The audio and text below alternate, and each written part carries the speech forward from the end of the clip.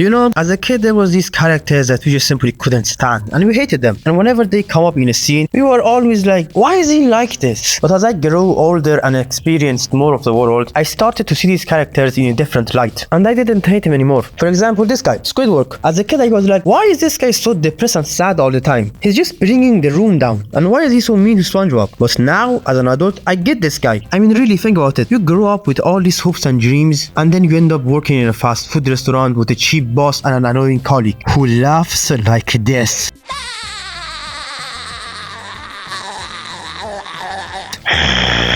And then you have to go home, which the same annoying colleague lives next to you, plus a dumb neighbor who literally lives under a fucking rock, and they won't leave you alone, and you do not have one moment of peace because of them. I mean, no wonder he's depressed. Life fucks him left and right. And honestly, I don't hate the guy anymore. Now let's move on to the next guy. This guy, Ken. From the B movie. You know, as a kid I was like, why is this guy trying to kill the main character? Why doesn't he just leave them alone? And when I grew up, I realized he's the only normal guy in the whole fucking movie. He's the only guy asking the right question. Like, for example, why is this bee talking? And look, this guy is allergic to bees, so his reaction was completely understandable. And this bee was systematically destroying his relationship with his girlfriend and was stealing her from him. A fucking bee! And she was letting him! I mean, what kind of a Okay, I won't even get started with this bitch. That's just for another video. And look, Ken was as funny as fuck. I mean, look at this. And he happens to be the nicest bee I've met in a long time. Long time? What are you talking about? Are there other bugs in your life?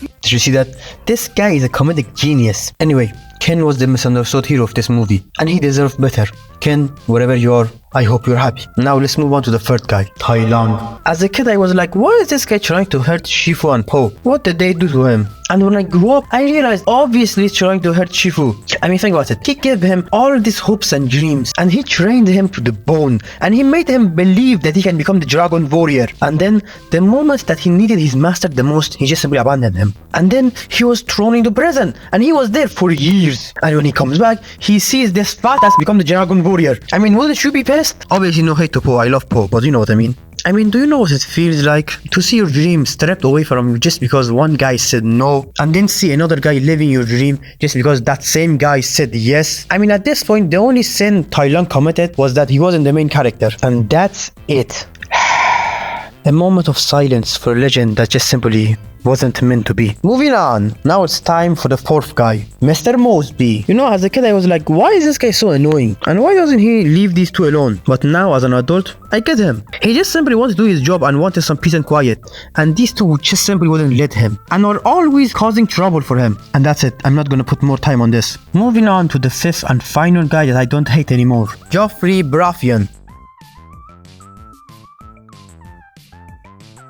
I'm kidding. No, this guy got what he deserved. The real fifth guy is this guy, Usopp. You know, when I was younger, I always hated this character. I mean, he was such a coward, he was such a crybaby, and he was always running away. But when I grew up, I realized that even when he's a coward, even when he's running away, even when he's crying, he still has the courage to fight when he needs to fight. And he always manages to pull a win in some miraculous way from opponents way stronger than him by using his cunning and wit and everything at his disposal. And you can count on him when you need to, and that's why now I like this guy. In conclusion, some characters deserve a second chance. Bye.